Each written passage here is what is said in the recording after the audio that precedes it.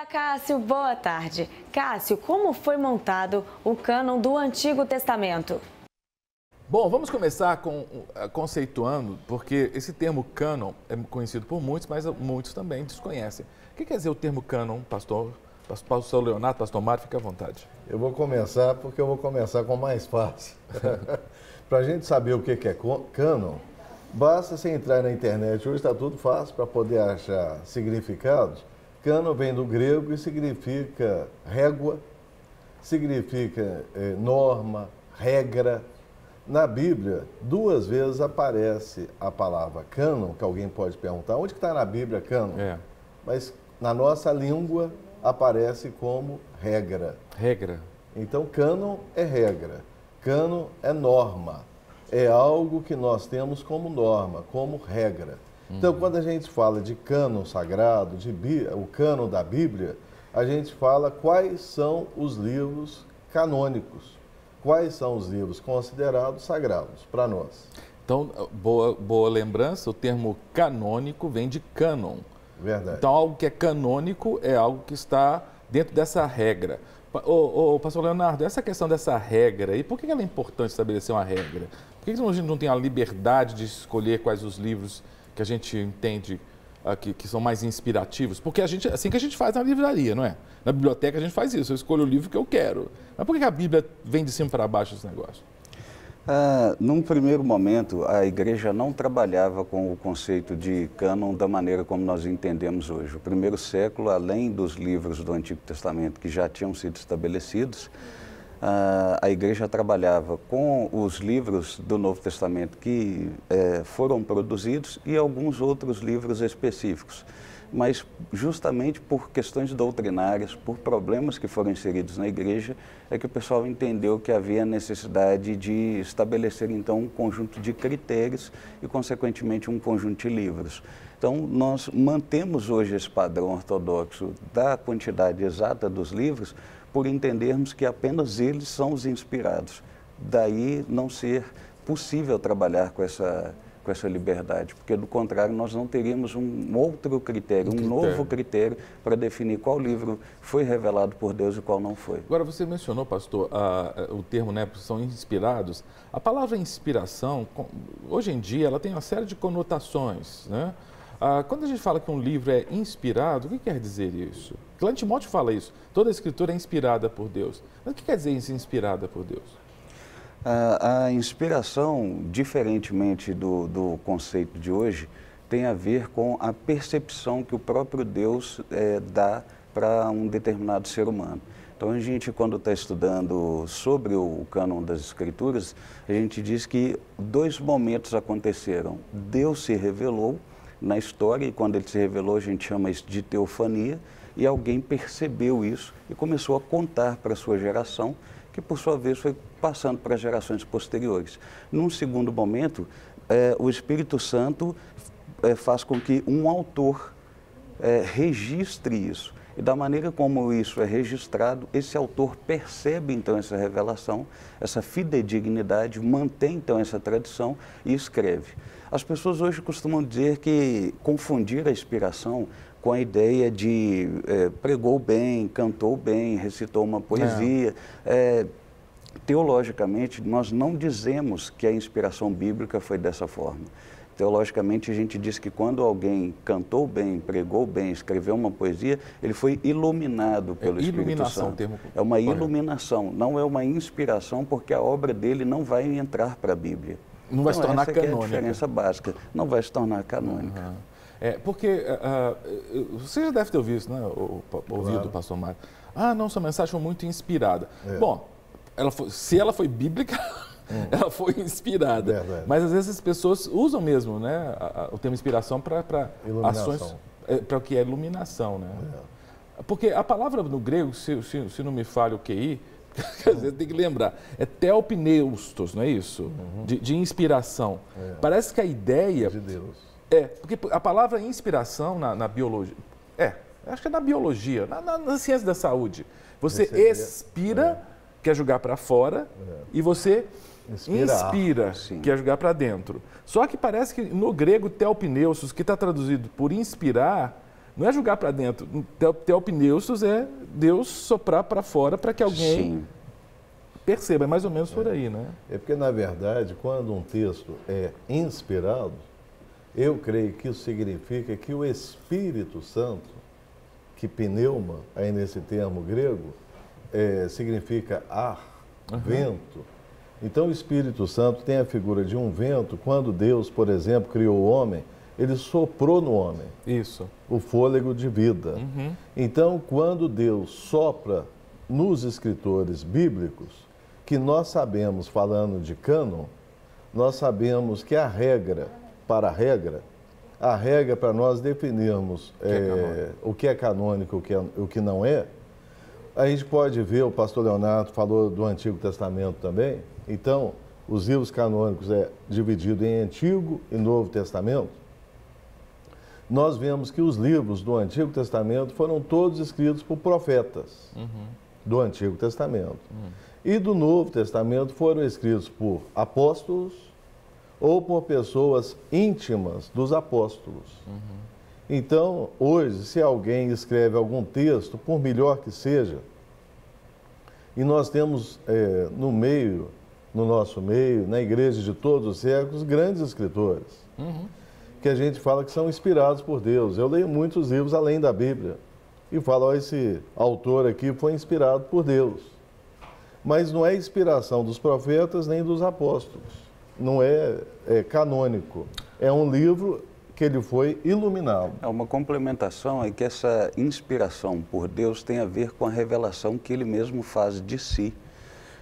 Então, hoje, mesmo que grandes autores escrevam, são assuntos cotidianos e são outros assuntos que nós até encontramos dentro de temas bíblicos, mas não tem a ver com a pessoa do próprio Deus, porque aquilo que era necessário sabermos sobre ele já foi tudo falado. Agora, eu não sei o que vocês pensam, mas às vezes pode gerar confusão. As Bíblias, e são inúmeras as Bíblias contemporâneas, que são Bíblias comentadas. Que ao lado do versículo você tem um comentário. Você tem N autores, eu conheço alguns, inclusive, que tem versões da Bíblia, quer dizer, às vezes é do Almeida, atualizado, às vezes é da NVI, e tem o seu comentário ali. Tem um até que eu gosto muito dos comentários, que é do já falecido Dr. Russell Shedd, que eu gosto muito dos comentários. Eu também. Agora, uma coisa é comentário, outra coisa é o texto bíblico. Agora, não é perigoso as pessoas que estão iniciando na leitura bíblica fazerem essa transição de maneira muito natural e começar a achar que o comentário é inspirado? Você não acha que é perigoso, não? Eu não estou querendo quebrar o mercado editorial de Bíblias, só estou lançando uma provocação aqui. O que vocês pensam? Eu costumo brincar com os meus alunos e dizer que comentário vicia. Você para de estudar a Bíblia, você para de usar os métodos específicos de leitura da Escritura, que você aprende ali, que são aqueles mais simples, como perguntas que você lança para o texto e anotações pessoais que você faz, dicionário de língua portuguesa, de repente um dicionário grego, um dicionário hebraico. Você para de fazer isso para poder ficar lendo o comentário. E aí eu costumo dizer que o comentário ele é apenas um auxiliar. Se todas as vezes que nós lermos a Bíblia imediatamente partimos para ler o comentário, nós corremos o risco de não fazermos uma aplicação adequada da Escritura para aquele momento. É mais ou menos aquele filhotinho, eu estou lembrando aqui vou fazer uma analogia com a natureza, dos passarinhos, né? Que a mãe, a pássara, ela mastiga o alimento no início e dá na boquinha. Sim. Mas vai chegar a hora que o passarinho vai ter que se virar. Sim. Né? E ele mesmo conseguiu o alimento e mastigar. Tem gente que fica dependendo de comentário, sabe? É incapaz de fazer uma análise bíblica, né? Verdade. Sozinho. Na questão da Bíblia especificamente, eu acredito que os comentários são muito importantes, outras fontes além da Bíblia, desde que a pessoa não se limite somente em um comentário. Sim. É muito importante a pessoa ler diversos comentários e buscar uma formação de opinião. Uma leitura comparativa mesmo, né? Não pode ser um comentário só. Sim. Por melhor que seja, por mais famoso que seja o teólogo, não é suficiente um teólogo para nós cegamente acreditarmos naquilo que ele comentou.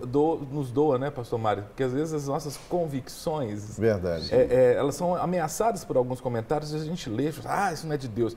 Mas dá uma lida, que de repente você que você que teve um aprendizado deficiente numa área, porque, gente, toda a escritura é inspirada por Deus, então a gente não pode ter medo do que Deus vai nos abrir os olhos, nos mostrar. Uma das finalidades do nosso programa Bate-Papo é exatamente essa, é levantar essa discussão de temas interessantes, né, para fortalecer a igreja de Jesus. A gente não tem medo do que a Bíblia tem para nos revelar.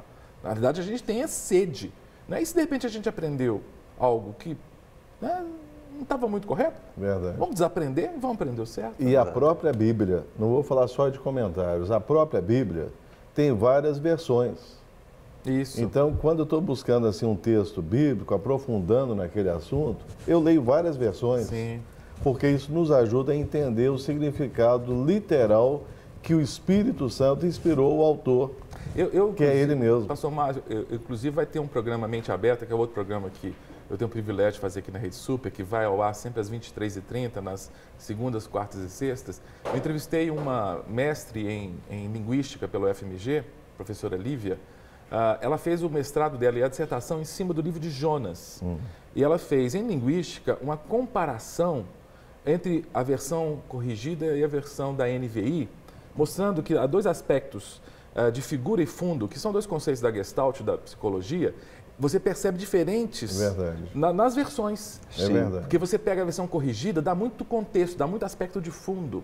A NVI já é mais objetiva, já mostra mais as figuras, né? Sim. Então, assim, nessa entrevista, inclusive, quando for ao ar, eu vou comentar aqui no bate-papo, para que você possa ver à noite. Foi muito instrutivo isso, porque o que o pastor Mário falou é muito interessante. Comparar versões, não tenha medo, né? Não. Só agrega, né? Claro, porque a gente também não tem nem condição de afirmar qual é a melhor versão, na minha opinião.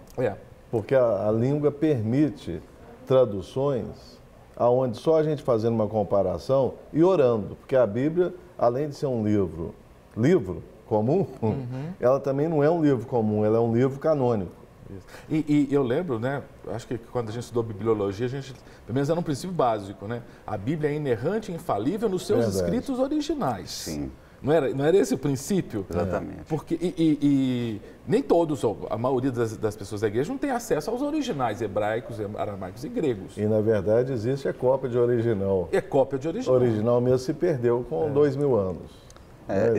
Esse mês mesmo eu estou trabalhando hebraico com os meus alunos. E aí uma das coisas que a gente comenta é justamente a gente está fazendo exegese. E a gente está fazendo exegese do Salmo 133.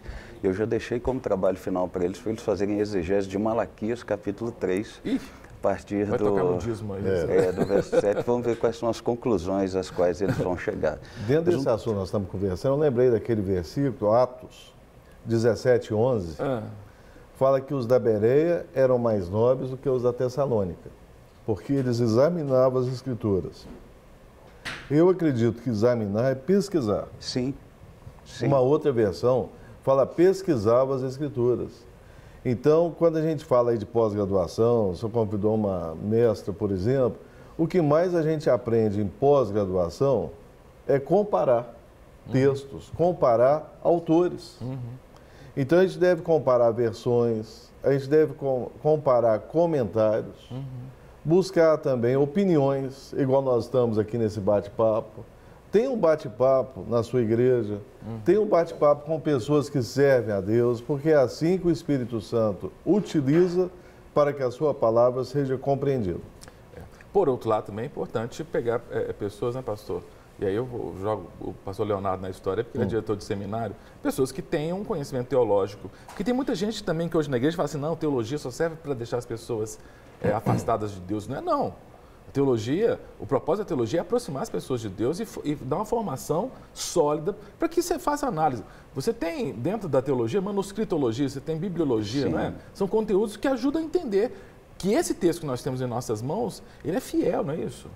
Eu conversei uma ocasião com outro professor de teologia e nós chegamos a uma conclusão bem interessante e simples. Teologia, em geral, ela vai servir para que o teólogo contribua com a fé da igreja. ajude o incauto, ajude o simples, ajude o leigo. Então, voltando àquela questão, de repente, será que eu consigo perceber alguma diferença quando eu vou para um texto hebraico e leio, ao invés de eu ler que o Senhor é meu pastor e nada me faltará, eu descubro que o texto é o Senhor é aquele que pastoreia, eu não preciso de nada? De que maneira isso altera? De que forma eu consigo ajudar o leigo na sua fé? O objetivo, então, da teologia, não é ao contrário do que as pessoas acham, que é esfriar o cristão, não. É trazer uma condição dele raciocinar aquilo que de fato é bíblico e a forma correta de se relacionar com Deus. Eu estou comprando uma briga faz muito tempo, eu vou continuar comprando, porque certas brigas valem a pena ser compradas quando são para edificação. A minha briga, você citou hebraico, é com Provérbios 22:6 no hebraico. Sim. Porque a versão que a gente tem na atualizada, da revista atualizada, do Almeida, é uma versão que aparece uma preposição no. Sabe aquele texto? Ensina a criança no caminho que deve andar. E a maioria absoluta das pessoas pega essa preposição que não existe no original hebraico, não existe no lá no hebraico, e desenvolve uma teologia em cima do no, dizendo que o pai tem que estar com a criança o tempo inteiro e tudo. E desenvolve a teologia em cima disso. E eu brigo porque o texto, se você pega no hebraico, fala outra coisa. Fala assim, olha, ensina objetivos claros para a criança. Coloca no coração da criança coisas claras que quando ela for velha não vai perder o foco desses objetivos.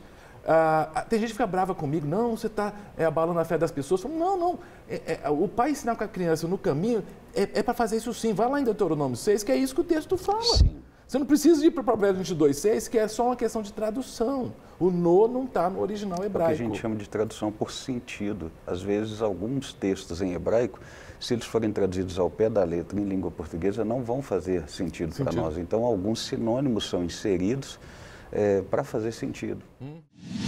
Para receber todas as novidades do canal, inscreva-se. E se curtir o vídeo, clique em gostei. Aproveite para acompanhar a Rede Super nas redes sociais.